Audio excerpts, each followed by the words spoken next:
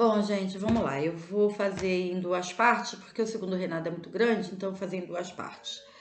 Bom, Dom Pedro chega ao poder exatamente em 1850, no auge da Revolução Industrial. Então a gente não pode fugir muito disso, porque o Brasil vai ser, né, o esteio da dona Inglaterra. A gente vai ser um país, vai se formar como um país de capitalismo periférico. E nisso Dom Pedro vai estar aí dando luz para isso. Agora, Dom Pedro chega ao poder aos 15 anos, em 1840, no auge da Revolução Industrial. E por que ele chega tão jovem ao poder? Porque os regentes, tanto a regência Trina como a regência Una, não deram conta dos embates populares que acontece no período regencial. Você tem cabanagem, sabinada, balaiada, farroupilha, você tem o Pará com a cabanagem, o Maranhão com a balaiada, a Bahia com sabinada e revolta dos malês, e o Rio Grande do Sul com a farroupilha, num tremendo bafafá por conta de toda a estrutura opressora que vem, né, desde sempre, desde a colônia, passando pelo Dom Pedro I, e não, a regência não consegue dar resposta, porque tem que dar resposta para a Inglaterra. Então, o nível de pobreza, de miserabilidade da população é muito grande, e isso vai acarretar em né, bafafá. O povo que está vivo faz bafafá. Quando Dom Pedro chega ao poder, aos 15 anos ele não tem nada de bobo, a gente tem duas configurações de partido. O Partido Liberal, apelidado de Luzias, porque ele se transforma. O Partido Liberal nada mais é que os liberais exaltados. Há uma transformação deles, né, nessa virada, porque há um levante na vila de Santa Luzia, em Minas Gerais, e é onde esses caras são protagonistas. Quem são esses caras? Profissionais liberais, pequenos comerciantes, médios comerciantes, proprietários médios de terra, não é ninguém duro. E tem o Partido Conservador, que a gente conheceu, né, anteriormente como os liberais moderados, que tem sua base econômica na região de Saquarema, e por isso ele leva o nome de Saquarema, na configuração da plantação de café, que a região de Saquarema foi muito importante nesse período. Vai perder depois espaço por volta de 1870 para São Paulo, mas nesse período está bombando. Então a gente tem essas duas configurações. E um Dom Pedro de 15 anos, que não tem nada de bobo, porque ele foi muito bem formatado pelo José do Patrocínio, ele se equilibra, né, nesses dois partidos, dando poder igual para os dois lados. Então, se eu tenho uma Câmara com 50 cadeiras, e se a eleição é por voto censitário, ou seja, só vota quem tem dinheiro, ele consegue 25 cadeiras para liberal, 25 cadeiras para conservador, Luzias e Saquaremas ali controladíssimo por eles, né? Porque se ele impõe uma coisa que... Se o Saquarema monta uma lei ou alguma coisa assim que o Dom Pedro não gosta, na votação vai ficar 25 a 25. E o Dom Pedro vai lá e desempata a favor dele. Vai ser sempre assim, tá? Qualquer coisa que o Luzias propõe que o Dom Pedro não goste muito, vai para votação. Na votação, os conservadores vão votar contra, os Luzias vão votar a favor, vai dar 25 a 25. Quem é que desempata? Dom Pedro, que tem o poder moderador. E vai sempre ser desempatado ao interesse do Dom Pedro. Por isso que a gente tem uma máxima, né, que permeou todo o segundo reinado. Nada mais conservador do que um liberal no poder. Porque no final das contas eles não eram nem um pouco diferentes em nada. Nem nos interesses econômicos, nem nos interesses pessoais. Não estavam nem aí para a população pobre, enfim.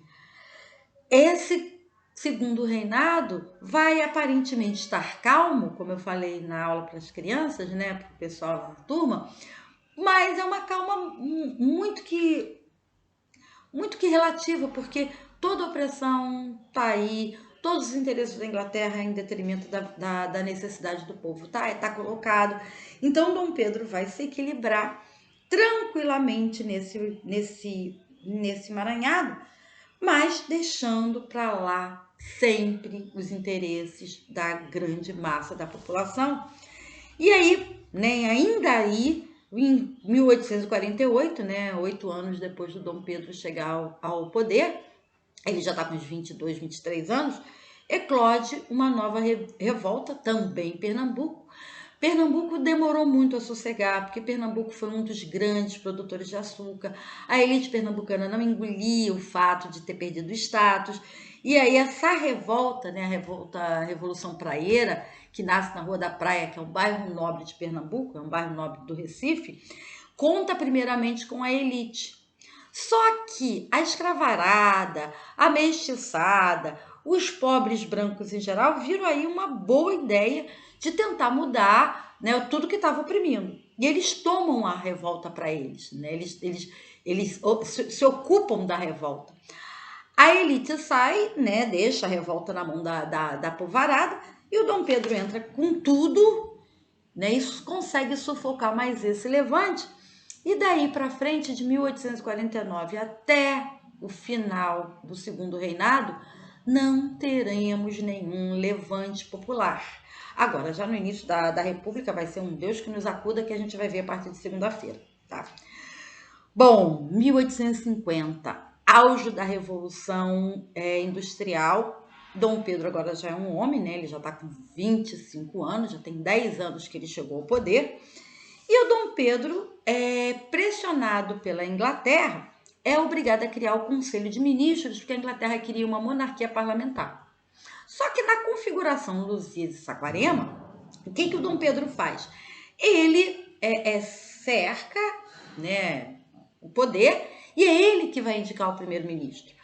Automaticamente, esse primeiro-ministro nada mais vai ser do que uma marionete dos interesses do Dom Pedro. Quem vai mandar mesmo é o Dom Pedro.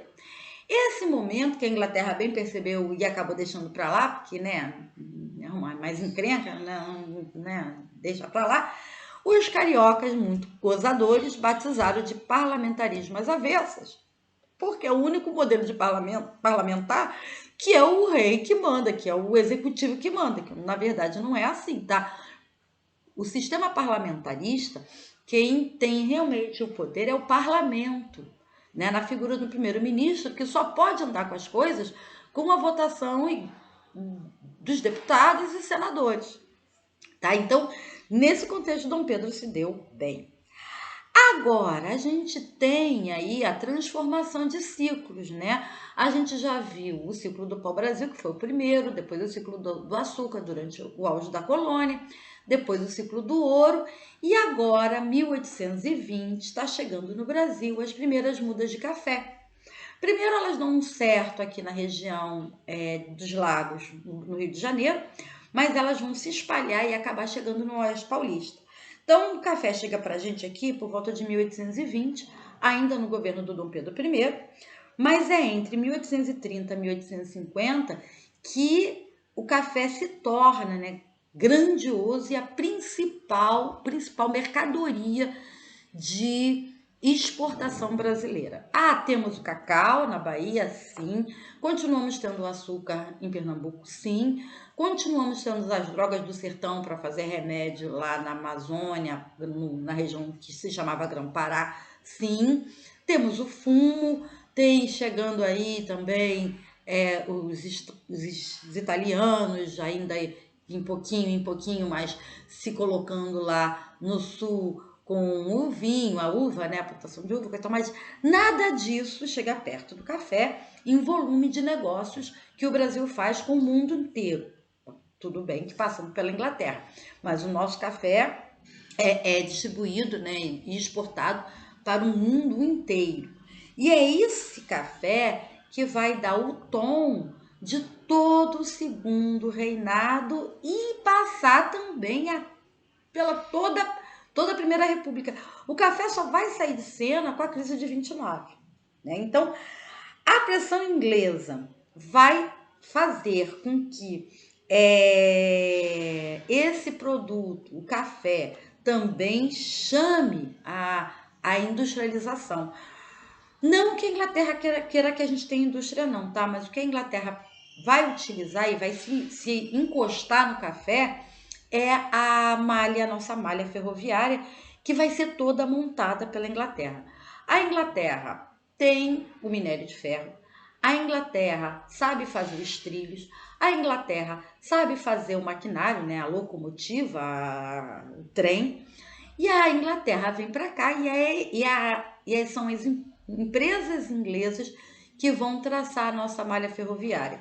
São Paulo, a malha ferroviária vai vir do oeste, né, lá da região do Ribeirão Preto, Campinas, até o Porto de Santos, para escoar nosso café pro estrangeiro. E aqui no Rio, a gente vai ter uma malha ferroviária que primeira, né, ela vai cobrir todo o nosso subúrbio, que é a estação Dom Pedro I, né, que vocês conhecem como Central, que vai de São Cristóvão, aonde está o palácio, até Santa Cruz, porque muita gente não sabe, mas Santa Cruz, Campo Grande e Bangu foram os nossos principais polos agrários, né? São regiões de zona rural, aonde a exportação de carne, Santa Cruz tem várias fazendas, tinha, né, várias fazendas de carne e o abatedouro. Campo Grande e Bangu, fábricas de tecido. A mais famosa fábrica de tecido Bangu. Então a gente tá muito que perifericamente, mas a gente está avançando, tá? Só que a Inglaterra impõe o fim da escravidão. Para a Inglaterra, o escravo é um problema, porque o escravo não tem salário e ele não tendo salário, ele não consome. Se ele não consome, ele é um problema num sistema que precisa do consumo. Então a Inglaterra vai pressionar o Brasil ferrenhamente para o fim da escravidão e também vai empurrar o Brasil para a Guerra do Paraguai, que a gente vai ver no segundo vídeo. A questão do trabalho assalariado vai ser muito complicado no Brasil, por quê? Porque os nossos fazendeiros, né, a nossa elite do atraso, ela faz de tudo para não abolir a escravidão. A elite do atraso não se entende, não consegue meter na cabeça que o europeu imigrando para cá vai ser um bom trabalhador, porque ele se acha, né? A nossa síndrome de cachorro vira-lata faz com que a nossa elite ache que os europeus são sempre melhores que a gente, e aí não ia dar certo. Mas a pressão da Inglaterra, que a gente vai ver no segundo vídeo, vai acabar falando mais alto e o trabalho livre assalariado vai se consolidar com a imigração a partir de 1850, tendo booms, né? Boom mesmo vai ser 1880 a 1945. A imigração ela só vai começar a decair depois da Segunda Guerra Mundial. Tá legal? O segundo vídeo já vem aí com a segunda parte da aula.